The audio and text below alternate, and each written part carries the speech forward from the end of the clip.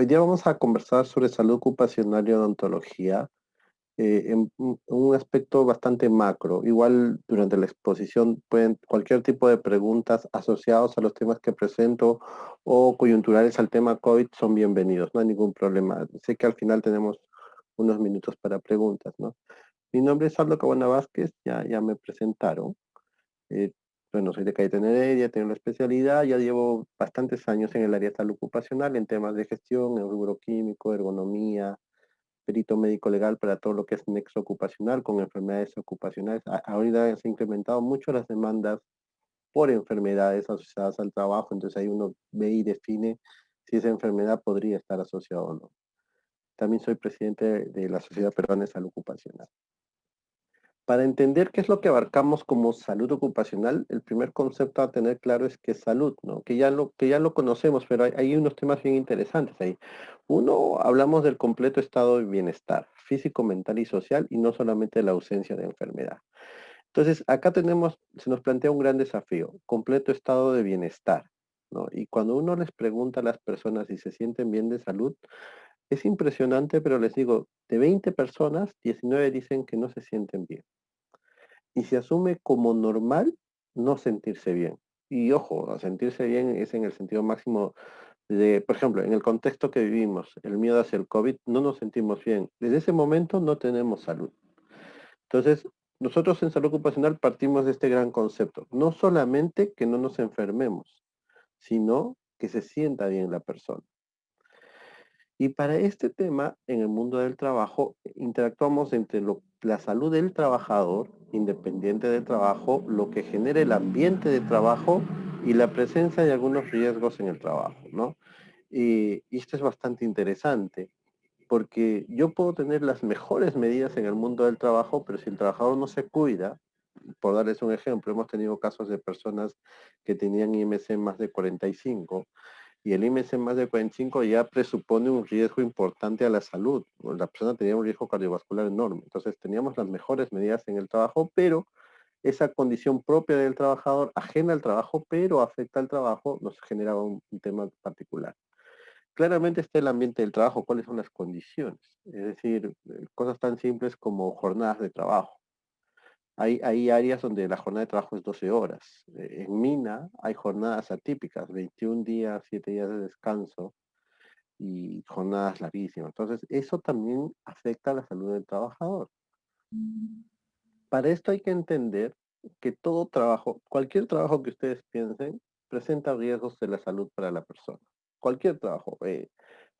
Generalmente uno tiende a pensar que las personas que trabajan en áreas administrativas no sufren de nada y al contrario, las personas que trabajan en áreas administrativas tienen mucho riesgo de tipo ergonómico. Ya lo vamos a conversar un poquito más adelante asociadas al tipo de actividad que se hace en odontología. Pero acá hay un mensaje importantísimo. Cualquier trabajo tiene peligros para la salud. El vigilante, el que maneja, la secretaria, por ejemplo, ahora el área de salud, claramente con el tema COVID, ¿no? Y por ende, el cuerpo humano no es perfecto. Nosotros asumimos que cuando uno entra a trabajar, la persona está en buen estado de salud. Ese buen estado de salud involucra buen peso, actividad física, adecuada alimentación, cosa que en la realidad no se aplica. El cuerpo humano, conforme tiene más edad, va teniendo cambios importantes. Hay límites que uno pone, por ejemplo, ¿cuánto puede cargar una persona en estricto rigor es 25 kilogramos? El límite de peso.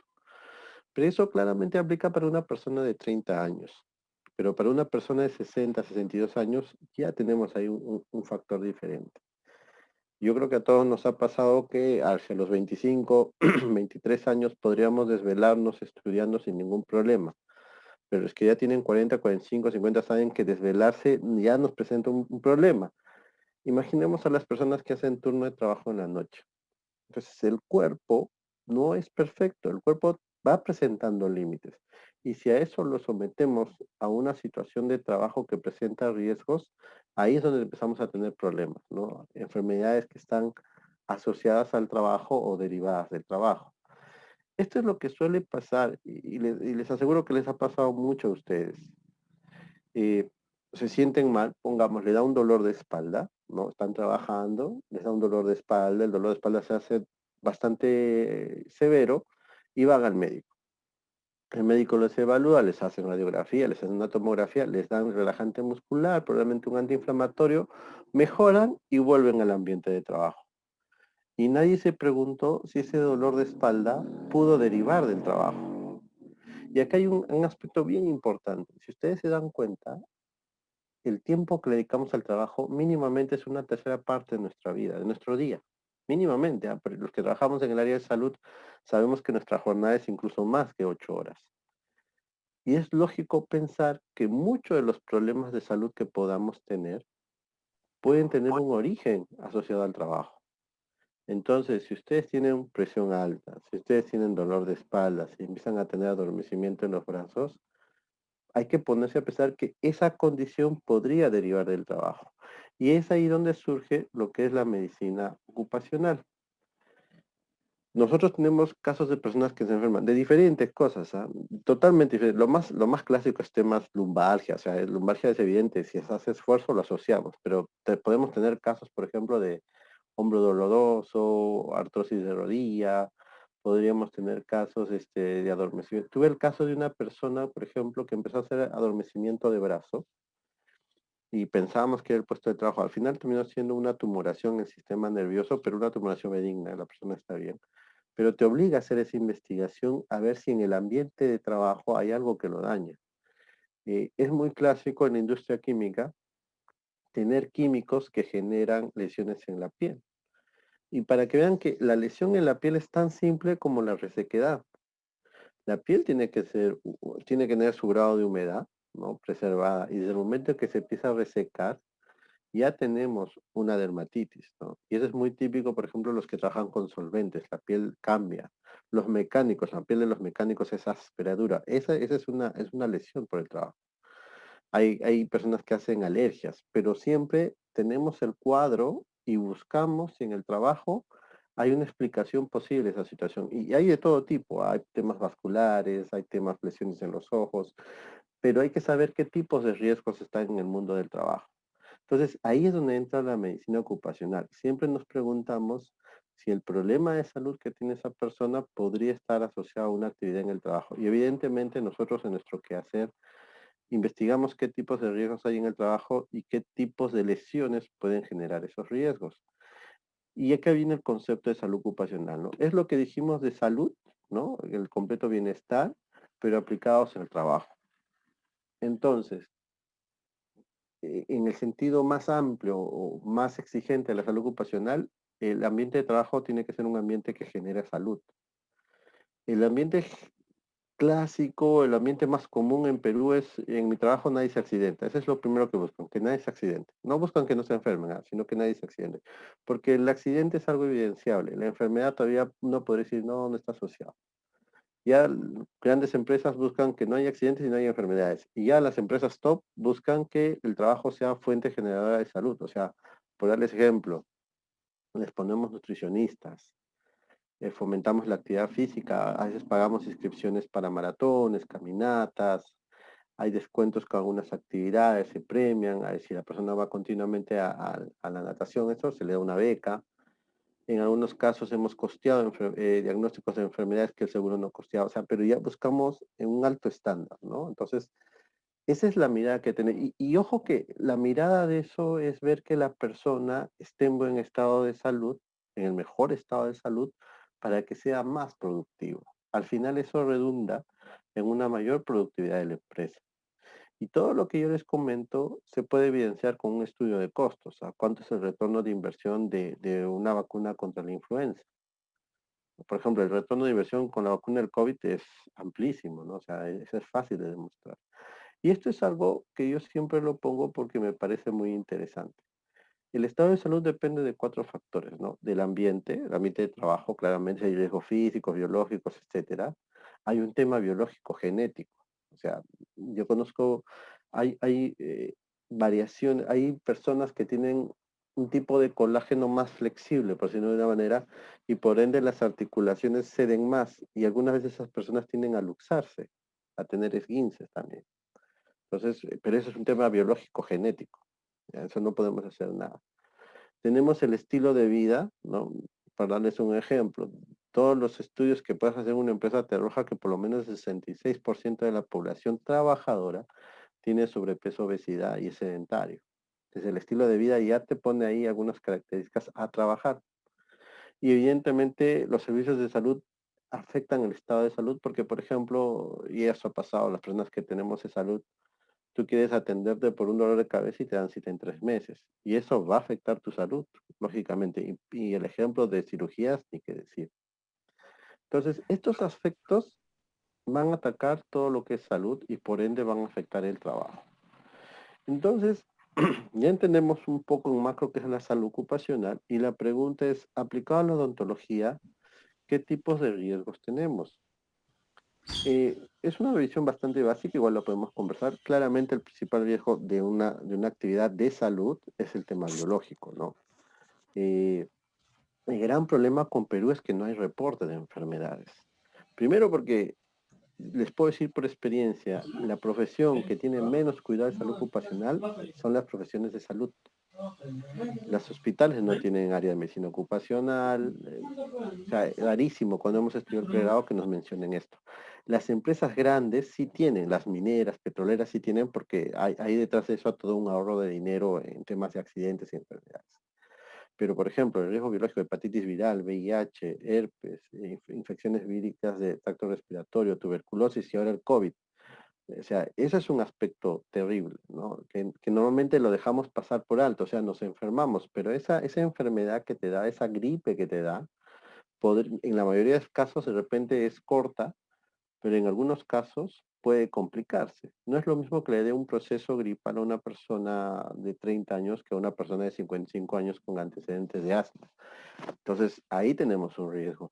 Y este tema biológico, una vez que lo detectamos, la idea es plantearnos cómo podemos gestionar este tema biológico. Y claramente, ¿no? Por ejemplo, acá en la foto de que se corta el guante y por dentro tiene una exposición, eso lo que deriva es todo un tema de profilaxis, ¿no? Con unas medidas de rescate, contención, etcétera. Y claramente acá entran al tema COVID, entró todo el tema de equipos de protección personal. Y ojo, ahora todo el mundo usa mascarilla, pero las mascarillas quirúrgicas y los respiradores tienen todo un programa de uso. O sea, la mascarilla, hay varias tallas. Cuando uno va a comprar, te venden el estándar, hay varias tallas.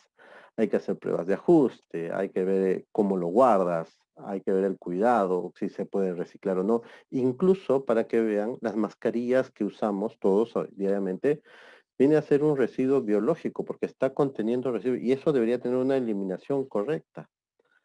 Entonces, acá es un pequeño ejemplo, pero en el sector salud no se habla de eso. En el sector industrial sí, o sea, tenemos programas, hacemos espirometría, hacemos test de vedación, hacemos pruebas, diferentes tipos, hacemos temas de confort en los trabajadores, lo cual debería tener también el sector salud, pero no lo tiene realmente.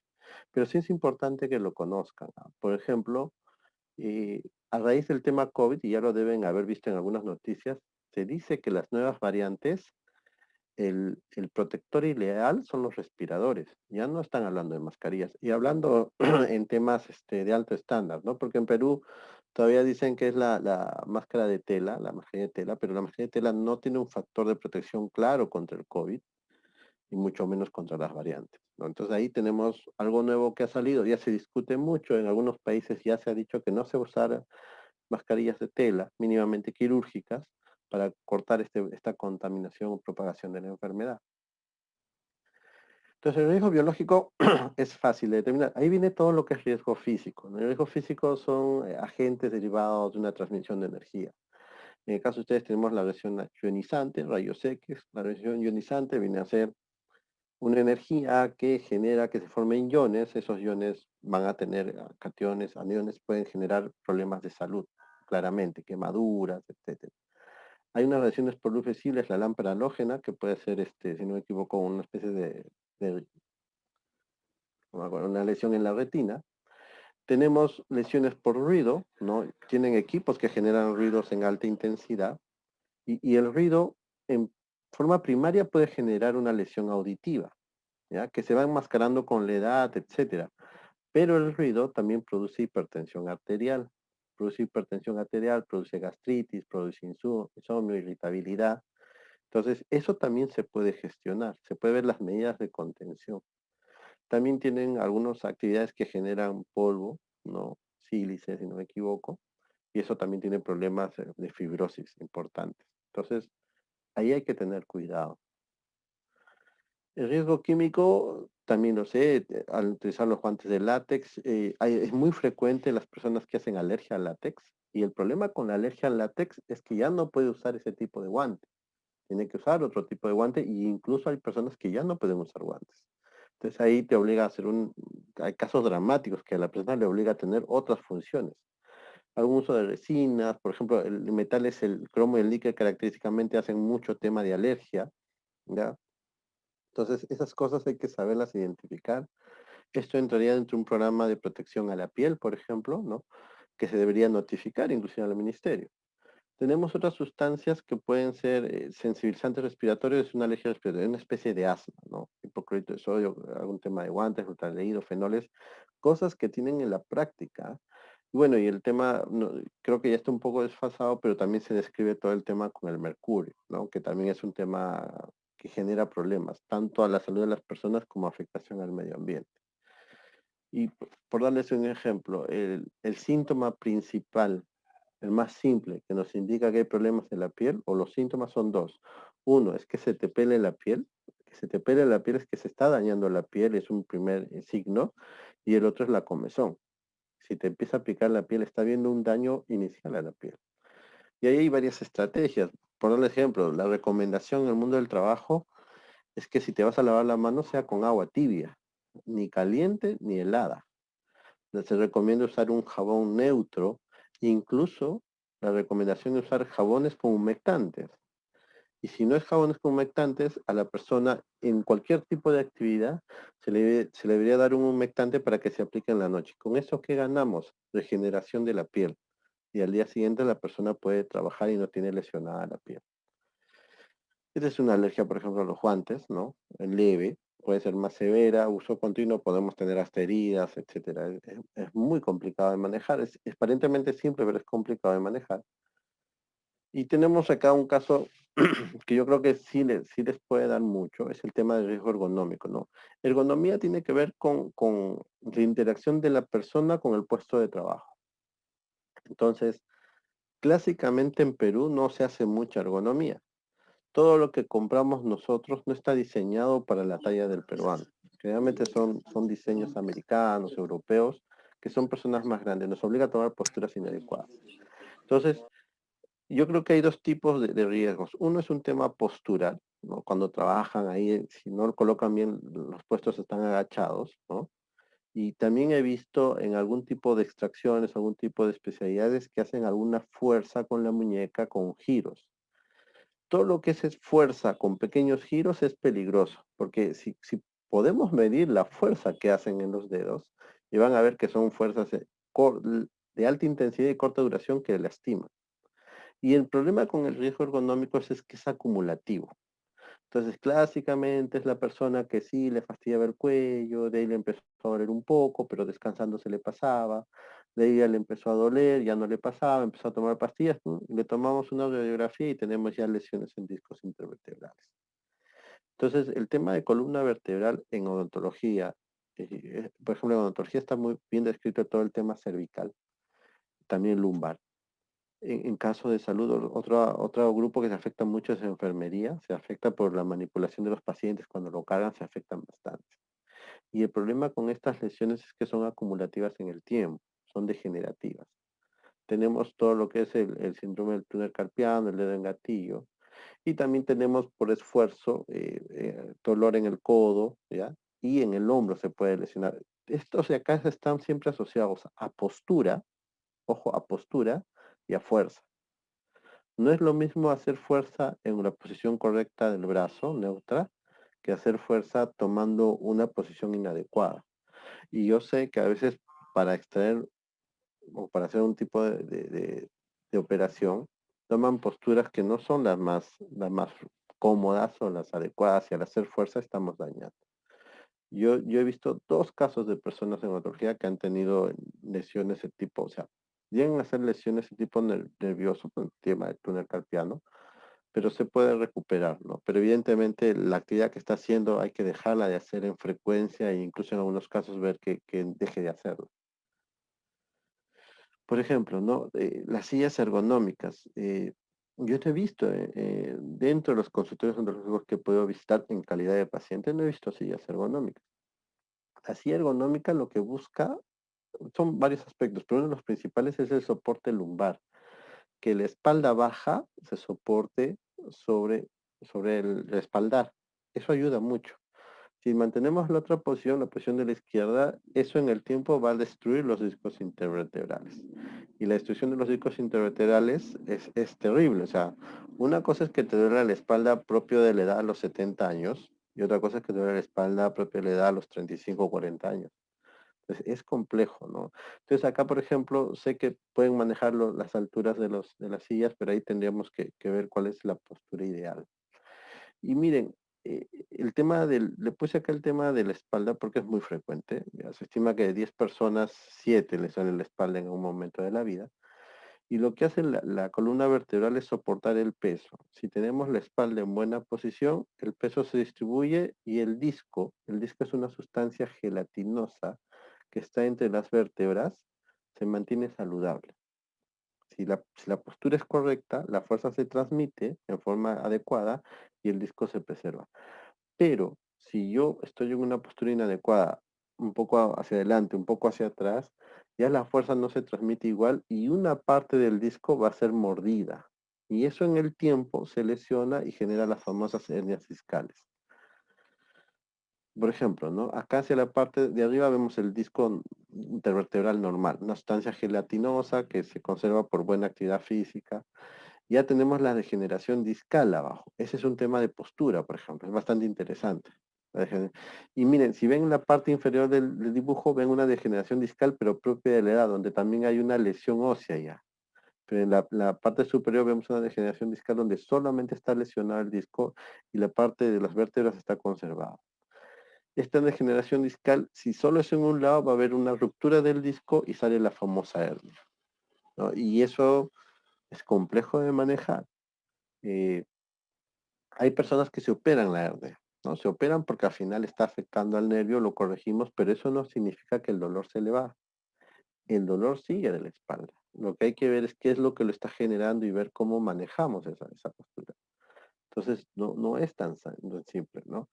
Y el problema con la hernia discal es que al salir puede comprometer el nervio y tenemos compromiso del nervio, o sea, tenemos parestesias, adormecimiento, en casos severos tenemos falta de fuerza motora, ¿no? Y lo ideal es que no llegue eso. Ahí, ojo, y es importante, la lesión del nervio no se recupera. Por eso, una vez que detectamos síntomas asociados a eso, la recomendación generalmente es cirugía. Acá otra imagen donde se ve cómo afecta al nervio.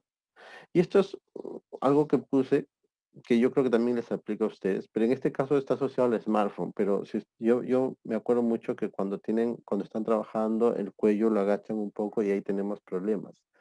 Miren, la cabeza en promedio pesa entre 3,5, 4 a 5 kilogramos. Si está en postura correcta, está perfecto. Si baja 15 grados, ya duplica el peso de la cabeza por un tema de palancas y fuerza, ¿no? Solo 15 grados ya hay un mayor esfuerzo de la columna cervical. Si bajamos a 30 grados, ya se cuadruplica el esfuerzo normal. Si bajamos a 45 grados, que generalmente es la postura que suelen tomar, se quintuplica el esfuerzo de la cabeza.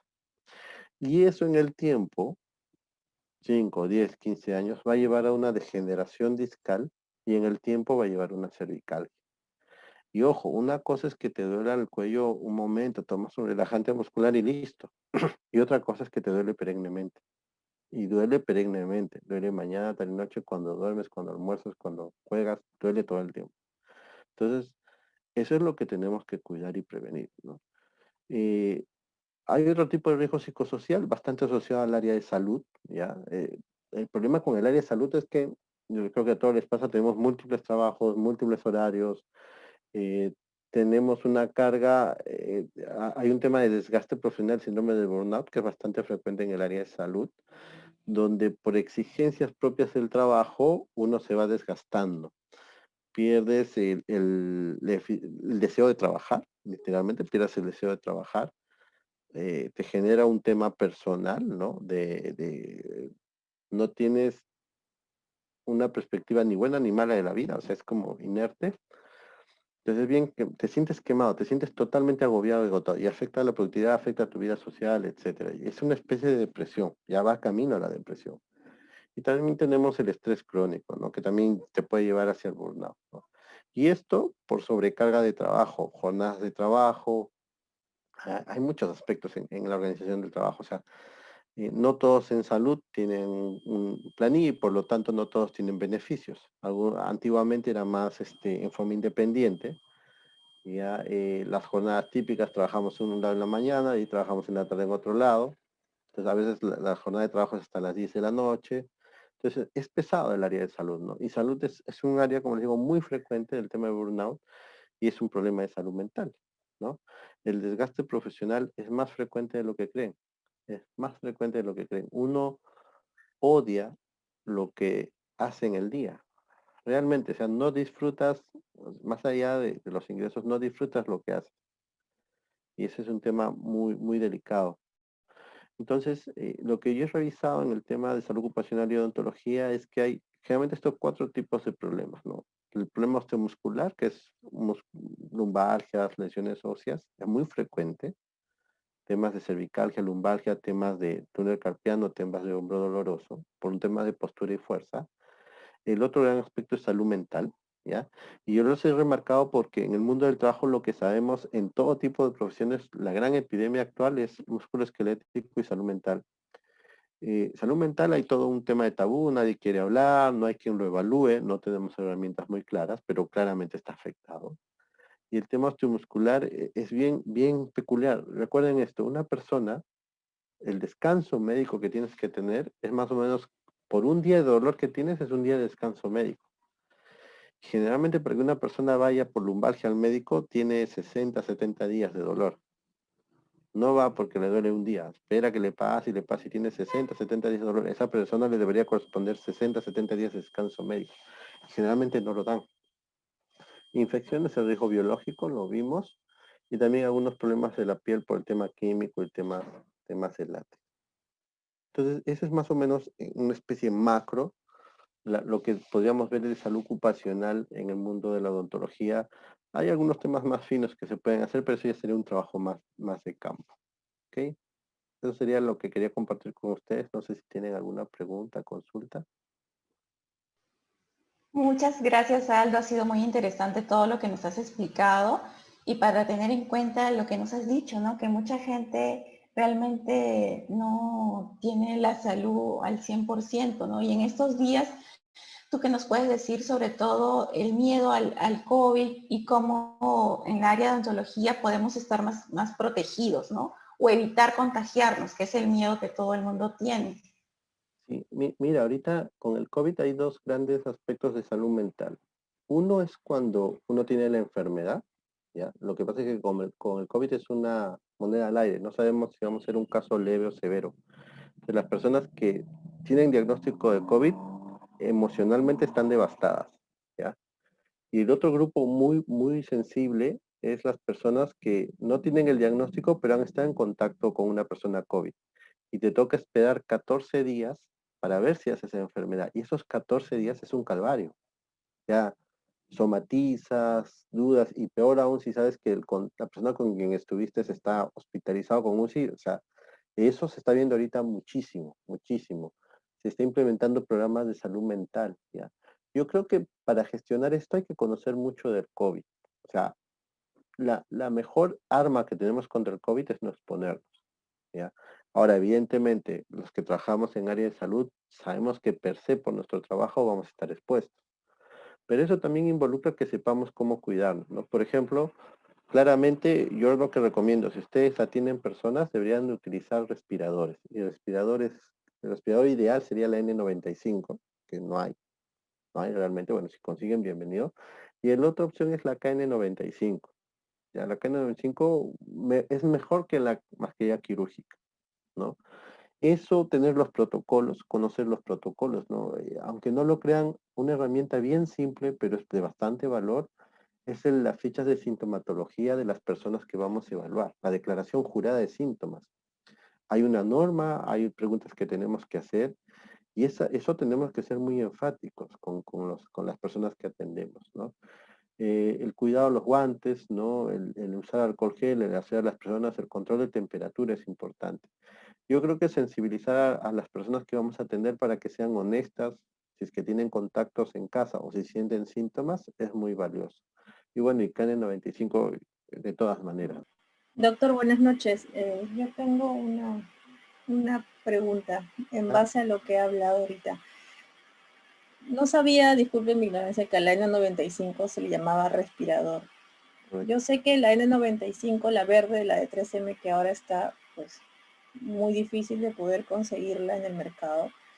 Y lo que particularmente yo conseguí en algún momento era una N95 que tenía como una especie de válvula. Ya, Entonces, en algún momento entendí que al tener la válvula existía más riesgo y por ende habría que colocarse una mascarilla de las azules convencionales que se usaban normalmente antes de que existiera el COVID. ¿Eso correcto. está bien o no Ya. sugiere que se utilice una N95 con esa valvulita? Y si fuera así, si es que se recomienda utilizar por encima la mascarilla azul, Ya, ¿usted correcto. recomienda desechar esa después de cada paciente o se podría tener durante toda la atención?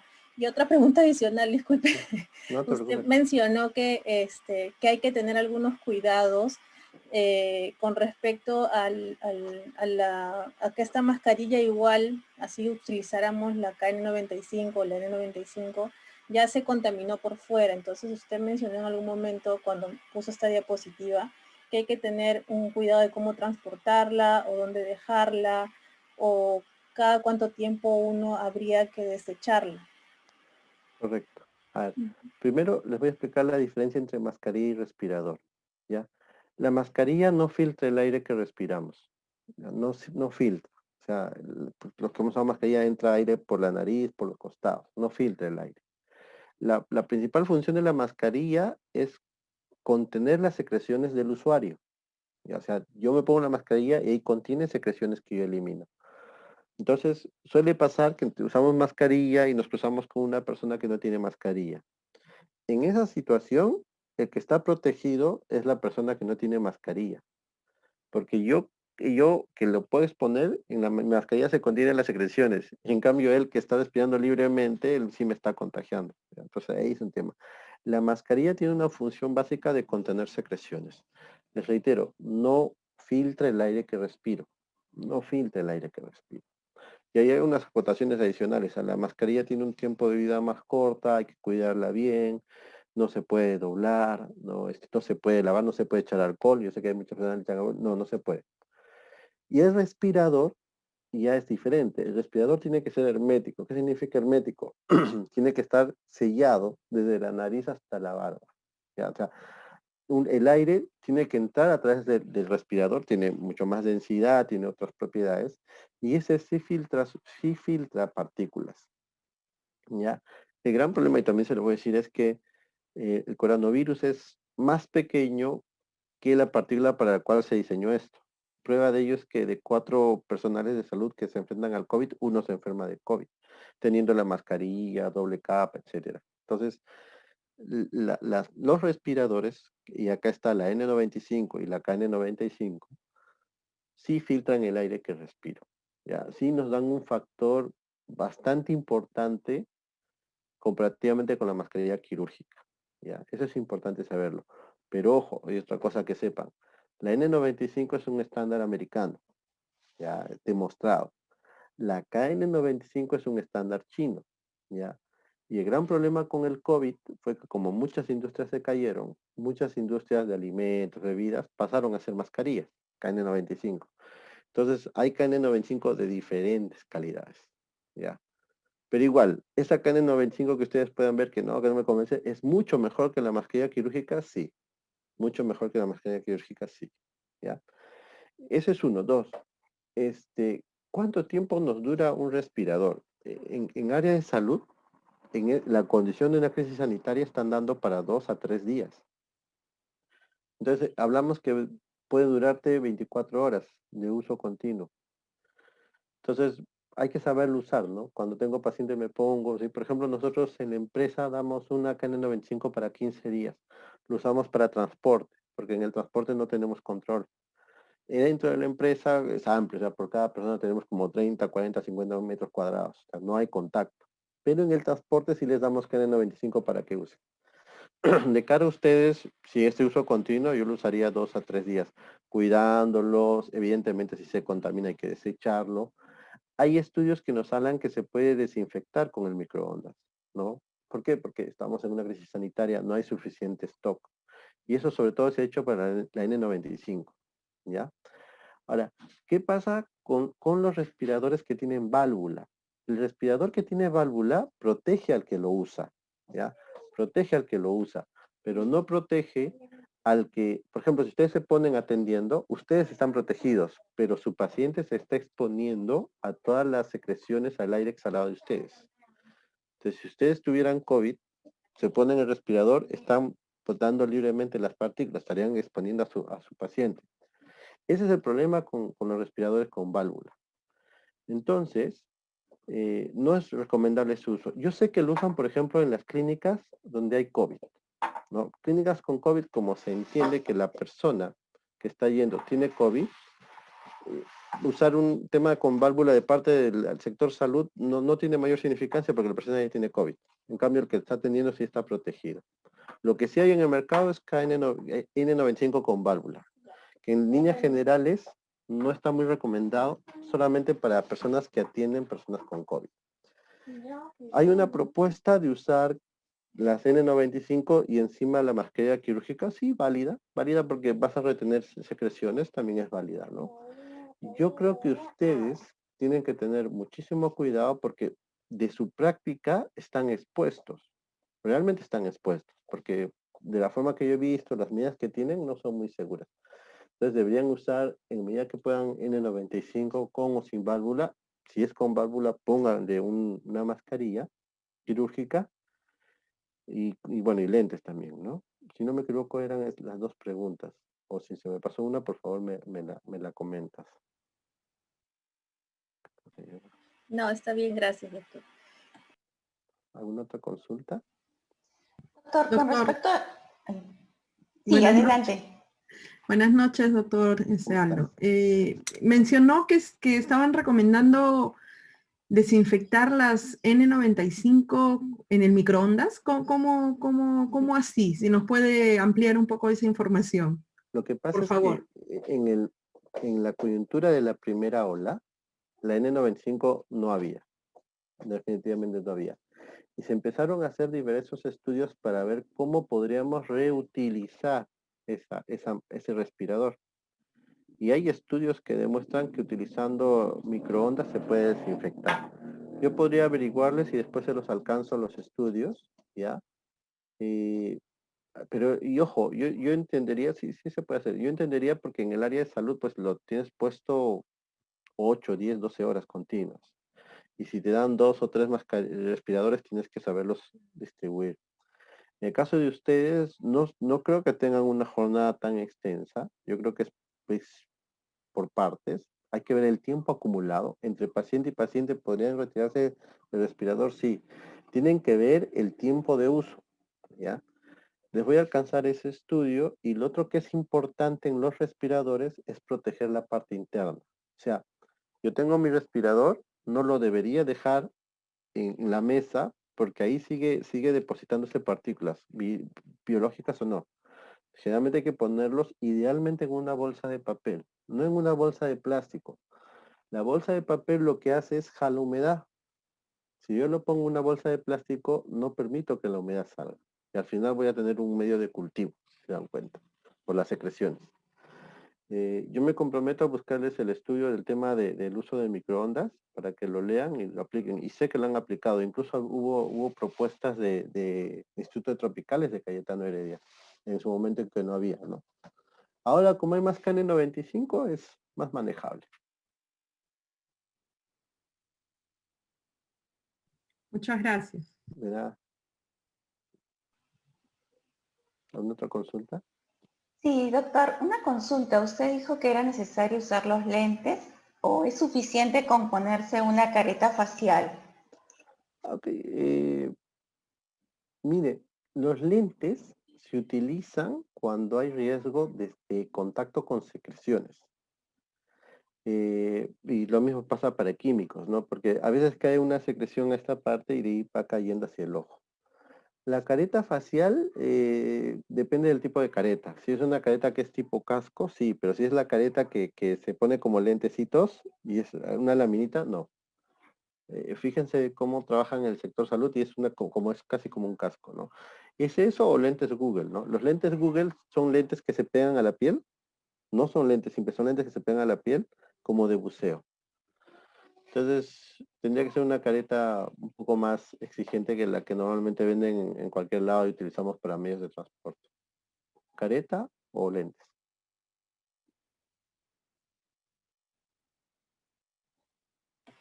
Doctor, una pregunta. Sí. Con respecto al amonio cuaternario, que en realidad se ha puesto muy en boga desde que apareció esto del COVID, ¿usted sugiere o cuál es el protocolo que usted sugiere del amonio cuaternario, que imagino que es el de quinta generación? Sé que es en superficies y usted sugiere que también existen unas especies de vaporizadores, no sé si los ha visto, que emiten, y eso es recomendable usarlo entre paciente y paciente, y si fuera así, ¿cuánto tiempo usted recomienda que exista de que el ambiente quede sin nadie después de haber vaporizado los ambientes? Eh, mira, hay dos cosas ahí a considerar. Uno es el mecanismo en que aplicamos el químico, ¿ya? Y en estricto rigor no es un vaporizador, ¿ya? Es más un pulverizador, ¿ya? La generación, cómo se genera, al final estamos viendo cuál es el tamaño de partícula que apunto del químico que estoy haciendo. Entonces no es cualquier equipo, ¿ya? El amonio cuaternario pueden usarlo, no hay problema, pero también se puede utilizar hipoclorito de sodio, lejía bien diluida, o sea, los dos son eficientes, ¿ah? Los dos son eficientes. No que evidentemente por un tema comercial prefieren amonio, pero la lejía está demostrado que ayuda. Entre paciente y paciente, eh, no lo sé. Yo primero apuntaría que haya ambientes ventilados. Ambientes ventilados. ¿Cuándo mandamos a hacer una desinfección? Nosotros mandamos a hacer una desinfección cuando tenemos sospecha de casos. O sea, si hay una persona que se atendió y mañana me entero que estuvo con síntomas, tengo que hacer una desinfección preventiva. Entre paciente y paciente no lo he visto, ¿ah? Incluso en las clínicas no lo he visto. De repente lo hacen al final del día, la jornada. Pero lo que está estrictamente claro es cuando tú tienes la sospecha que una persona ha estado con síntomas, sí aplica. Si sospecha o caso confirmado. Y hacerlo entre paciente y paciente, no sé, había que ver el tamaño del ambiente para ver cuánto tiempo de ventilación tiene que haber, porque tampoco es que aplicas y lo trabajas. Lo otro que también pueden hacer perfectamente válido es sencillamente desinfectar las superficies que estuvo en contacto con la persona. La superficie de contacto, y eso se limpia con alcohol nomás, con alcohol una esponjita para aplicar y eso es suficiente, ¿ya? ¿Por qué desinfectamos? Porque suponemos que la persona que estuvo, y me enteré que está enferma, ha estado eliminando virus. Entonces ahí toca desinfectar todo el ambiente. Pero yo lo haría una desinfección entre persona y persona, del ambiente de superficie, y de ahí de repente semanal o al final del día y lo dejo hasta el día siguiente ventilando, ¿no? Esa podría ser una buena estrategia. Pero si se dan cuenta, ahí el tema es cómo yo sé que la persona que atiendo está bien de salud, antes de que lo atienda y después de que lo atienda. ¿Por qué es importante saber después? Porque yo si hago, pongamos que yo hoy día hago síntomas, hoy día viernes, ¿ya? Yo contagio hasta 3 días antes. Entonces yo estoy contagiando jueves, miércoles y martes. Y entonces de repente tú viste a la persona completamente sana, se va, no te enteras si se enfermó o no. Pero si te enteras que si se enfermó, entonces sí pudo haber habido una exposición y ahí toca hacer una desinfección. Entonces yo creo que el problema, en el caso del sector salud que tenemos pacientes, es saber si esa persona estuvo bien antes de atenderlo y después de atenderlo. Algunos médicos, bueno, renombrados, para tú poder atenderte con ellos, primero te piden una prueba molecular. O sea, a ese nivel está. Entonces, yo lo que sugiero mejorar es la vigilancia de los pacientes, ¿no? O sea, se les puede mandar un mensaje para saber si se encuentran bien de salud o algo que tengan que reportar hasta 3 días después de haberlos atendido. Eso va a tener que ser así. Sí, doctor. Con respecto a las pruebas, ¿qué pruebas son las que usted más recomienda? Ya, en el mercado hay dos tipos de pruebas, las que te detectan virus y las que detectan anticuerpos, ¿no? Recuerden que los anticuerpos se van a presentar a partir del 7º día, entonces no necesariamente es diagnóstico, al final corroboras lo que tú ya estás manejando. Entonces, lo ideal es hacer las pruebas que te detectan virus. Y hay dos tipos de pruebas. La PCR, la famosa molecular, y tenemos las pruebas de antígeno, que están muy de moda ahorita. Y la prueba de antígeno es una prueba rápida. O sea, te lo toman en un hisopado exactamente el mismo proceso y te dan el resultado en 20 a 30 minutos. El gran problema es que la prueba de antígeno es recomendable cuando la persona tiene síntomas. O sea, si la persona tiene síntomas, te sirve para descartar si tiene buena sensibilidad. Pero si no tiene síntomas, su sensibilidad cae al 50%. O sea, de 2 casos te detecta uno. Entonces ahí sería la prueba molecular. En el caso de ustedes, bueno, en las empresas, ¿cómo se maneja? Pedimos pruebas serológicas, ¿no? En general, para saber si todos están bien una vez al mes, si tienen descargo. Y si alguien me hace síntomas, hacemos prueba de antígeno. Si yo sigo sospechando, ya le hacemos una prueba molecular. En la práctica de ustedes, si alguien tuviera síntomas, bueno, pedir que sea evaluado por un médico. Y si ustedes tuvieran un familiar que se siente mal, prueba de antígeno. Recuerden, la prueba de antígeno es buena cuando la persona tiene síntomas. Ahí es muy bueno. Entonces, si yo tengo a alguien que está haciéndome fiebre, dolor de cabeza, dolor corporal, la prueba de antígeno nos va a ayudar, sí. Entonces serían esos dos tipos de pruebas, ¿no? Recuerden que la prueba molecular y de antígeno diagnostica enfermedad. La prueba serológica corrobora un estado que ya pasó. No sabemos si está enfermo, solo sabemos que tuvo la enfermedad. Esas son las diferencias. Buenas noches, doctor Caguana. Una consulta, por favor. Sí, dime, Solís. Qué gusto de saludarlo. Frente al burnout, hizo mención Correcto. sobre el síndrome. ¿Algunas recomendaciones generales que nos pueda dar? Ya, en el tema psicosocial, ya, el problema es cómo se organiza el trabajo, ya, o sea, y la organización del trabajo es bien amplia, o sea, la organización del trabajo puede ser este tipo de contrato, tipo de feedback con compañeros, reuniones, etcétera. O sea, el trabajo si tiene las condiciones ideales para poder desenvolvernos. En el caso de nosotros, del área de salud, tenemos práctica privada y a veces trabajamos en un lado, ¿no? En la práctica privada es complejo, ¿no? Sobre todo si tenemos jornadas extensas. Yo siempre recomiendo buscar el equilibrio, ¿ya? O sea, sí es, o sea, cualquiera quiere trabajar un sábado y tener más ingresos, pero hay que entender que ese sábado te está quitando el tiempo o la pausa que necesitas para recuperarte, sobre todo mentalmente, ¿ya? El burnout viene suavecito, no te das cuenta, toma tiempo, las personas detectan que hay cambios. Al final el burnout va a pasar. ¿Cómo detectamos el burnout? Cuando claramente ya hay interacciones sociales diferentes, o sea, ya no vas a trabajar o qué sé yo, antes atendías 20 pacientes, ahora atiendes uno, tienes problemas con tus compañeros, irritables, no quieres ver, o sea, no te comunicas con nadie, cero comunicaciones, y ahí recién va a ser evaluado por un psiquiatra, porque el manejo es psiquiátrico. Necesitas psiquiatra y necesitas psicoterapia. Lo que se tiene que hacer en el mundo del trabajo es fortalecer las relaciones entre tus pares, es decir, los compañeros, dialogar, tener parte de trabajo, pero también parte social, porque eso ayuda a equilibrar el tema. Y como está la estructura del mundo del trabajo actual, hay muchas personas que son individuales, es decir, no interactúan con los compañeros de trabajo, solo va, trabaja y se va. Eso es perjudicial. ¿ya? Entonces las empresas lo que tienen que hacer es fortalecer eso, ¿no? Que haya trabajo en equipo, compañerismo, apoyo. Hay mucho apoyo del jefe a los trabajadores y hay apoyo entre pares, ¿no? Sino que eso ahorita en Perú no se ve mucho. Ya hay requerimiento legal de evaluación, ojo, o sea, hay requerimiento para presentar monitoreos psicosociales, pero no hay un instrumento claro de eso todavía. Pero sí, o sea, es muy frecuente, ¿ah? La tasa de problemas de salud mental en el mundo del trabajo, yo diría que ahorita bordea el 30-35%. Va a requerir psicoterapia, cambiar hábitos, ¿ya? Dedicar más tiempo al equilibrio de vida, actividad física, a soporte familiar para salir de esa etapa, ¿no? No es fácil, pero sí se puede lograr con mucho trabajo con la empresa y la familia. ¿Una otra consulta? Sí, buenas noches, Aldo. Una Sí, consulta. claro. Tenía una duda.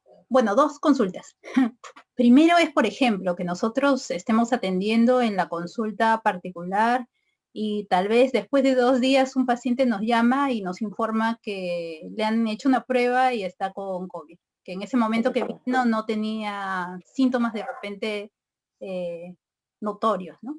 Correcto. ¿Qué recomendaciones deberíamos seguir? ¿Qué prueba deberíamos realizar? Ya. Y número 2, ahora con estas variaciones del COVID, ¿hay algún cambio en lo que es el protocolo que se recomendaría o que recomendarías? En nuestra área, por ejemplo, nos han recomendado solamente realizar lo que es urgencias. Sin embargo, sí hay muchos colegas que también están atendiendo con normalidad, ¿no? O evitando lo que son tratamientos con aerosoles principalmente y realizando de repente controles o cosas más puntuales. Ya. Esas dos consultas. Correcto. Gracias. Mira, si yo ahorita me entero que la persona que atendí ayer o antes de ayer es COVID positivo y yo le he atendido en las condiciones de odontología que atienden más de 20, 30 minutos a menos de 1 metro de distancia, ambiente cerrado, prácticamente son contacto directo. Un contacto directo nos pone en una situación de mayor riesgo de enfermarnos. No es que nos vamos a enfermar, y eso ténganlo claro, es mayor riesgo de enfermarnos. Un contacto directo se define por 4 situaciones. Tiempo. O sea, si es más de 15 minutos, tu riesgo se incrementa. Distancia, menos de 1 metro. Ambiente cerrado, consultorio. En lo que de repente nos salvamos y es importante es que para hacer contacto directo no tenemos que tener mascarillas. Contacto directo es una reunión de amigos, nos sentamos a conversar comiendo. Ese es un contacto directo. Estamos ahí conversando sin mascarillas, 15, 30 minutos. Ese es. En el caso de nosotros, el respirador nos va a ayudar. Igual estamos en una situación de riesgo, ¿ya? Porque si no sabemos cómo usar el respirador, hacer la prueba de sello, etcétera, ok. Ahí lo que nos toca es estar 14 días desde el día que estuve en contacto, 14 días vigilando si hago síntomas. Y en teoría no deberían tener contacto con otra persona en esos 14 días. Hay que estar alerta si es que hago síntomas. Si es que hago síntomas, ya soy un contacto sospechoso probable. Y ahí sí me toca una prueba diagnóstica. Entonces, hay varias preguntas que me hacen. Entonces me hago la prueba. Tú puedes enfermarte desde el día 1 de contacto hasta el día 14. Entonces, de repente te haces la prueba al día 3, sale negativo, no significa que no te vayas a enfermar al día 7, al día 8, al día 9, al día 10. Entonces, y les digo, todo el mundo me dice, ¿qué prueba me hago? Le digo, o sea, bueno, puedes hacerte, pero no significa que no vayas a tener enfermedad después. Para mí lo mejor, y es un calvario, les digo realmente, estar 14 días viendo si hago síntomas, en verdad hay que esperar 14 días y al 14º día de repente me puedo hacer una prueba de antígeno y alguna prueba serológica. ¿Ya? Pero no es recomendable hacerse pruebas a menos que tenga síntomas. ¿Ya? Eso es muy importante que lo tengan claro. ¿Ya? Sí, es durísimo esperar 14 días. Y en esos 14 días van a somatizar. Dolor de que tengo un pequeño dolor de cabeza, no siento que me fastidia la garganta, pero tienen que ser evaluados. Podrían hacerse una prueba de antígeno, pero recuerden lo que les digo. La prueba de antígeno es muy buena cuando tengo síntomas. Si no tengo síntomas, no nos ayuda mucho. Y otra cosa, me hago la prueba molecular. Ahorita la prueba molecular toma entre 3 a 4 días que te den el resultado. Entonces también te toca esperar. Lo que va a hacer es esperar 14 días en cuarentena, semi aislado literalmente, atento a que si hago síntomas. Y de ahí un tema que les puedo recomendar es, tienen que tener un kit en casa. El kit en casa es termómetro, ¿ya? Todos tienen que tener termómetro y saber usar termómetro. Tienen que tener el pulsoxímetro, el que mide la saturación de oxígeno. Eso es por familia. Todos tienen que tener pulsoxímetro. Tienen que tenerme respiradores, porque el día que alguien se enferme, el que está enfermo tiene que usar respirador y el que lo atiende tiene que usar respirador. O sea, tienen que tenerme 4 o 6 respiradores y tienen que tenerme paracetamol. Yo he tenido casos de personas que se han empezado a hacer fiebre sábado, 6 de la tarde, tocó el toque de queda, domingo no atendía farmacia y tuvo que estar día y medio con fiebre. O sea, es duro realmente. Entonces, lo que les digo, termómetro, pulsoxímetro, respiradores unos 6 y paracetamol unos 10, 20 en casa por familia. Ese es uno. Ahora, de cara a las nuevas variantes, legalmente no hay ningún cambio, ¿ah? Legalmente no hay ningún cambio. Pero técnicamente lo que se dice es que eh, mascarilla de tela ya no, mínimamente quirúrgica, idealmente respirador, ¿ya? Mientras más lejano mejor, ¿ya? El problema con las variantes es que son súper contagiosas, súper contagiosas. Entonces hay que estar muy alerta. Y una pregunta que me hizo reflexionar, en esta situación de emergencia es bueno atender lo que sí, el factor de reproducción nos dice qué tanto está creciendo la pandemia. Yo lo vi el lunes y íbamos en 2.5, que es una barbaridad. ¿Ya? Es una barbaridad el factor de reproducción que tenemos. Eh, Eso lo que significa es que el virus está en la calle. Entonces, de la persona que tú vayas a atender, tienes más riesgo de contagiarte. Más riesgo de contagiarte. Yo no atendería. O sea, sí, es fácil decirlo en mi posición, pero vayamos a la persona que tiene que atender porque esos son sus ingresos. Una alternativa que podrían usar es hacerle prueba de antígeno, ¿no? Y hay médicos que para atender yo a la persona primero le pido una prueba de antígeno o una prueba molecular. El problema es que la prueba molecular demora 2 o 3 días. La prueba de antígeno sale en media hora.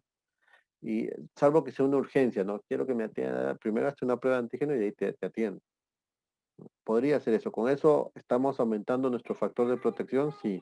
No anulamos el riesgo, pero sí aumentamos nuestro factor de protección.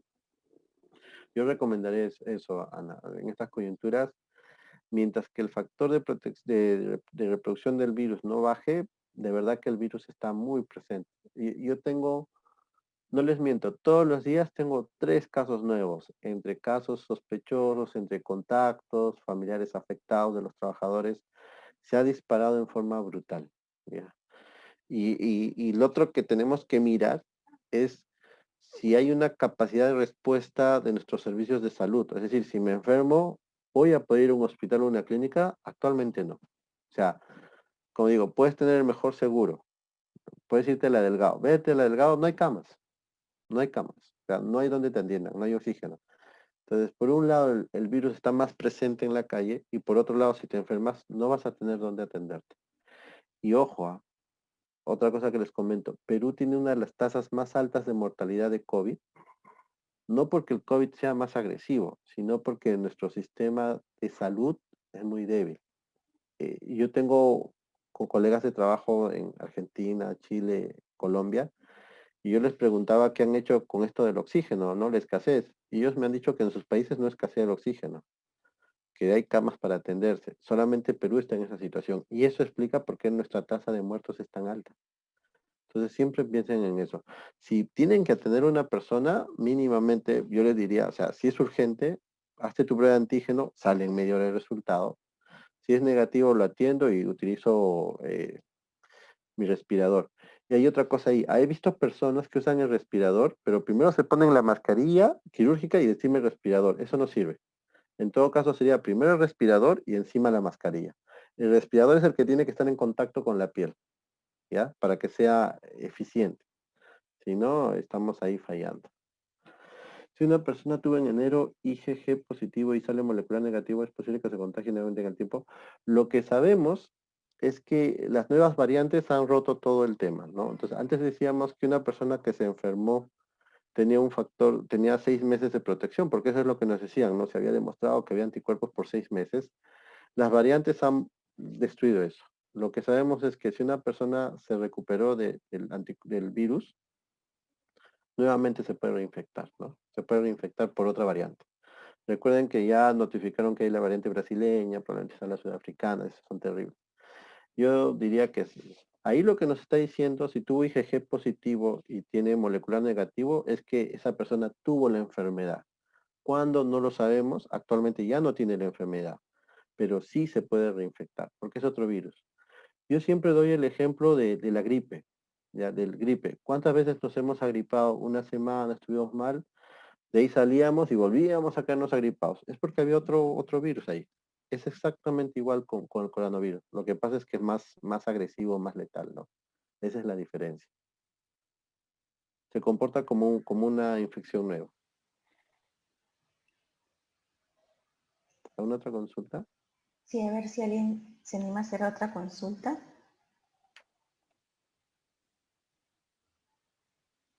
Bueno.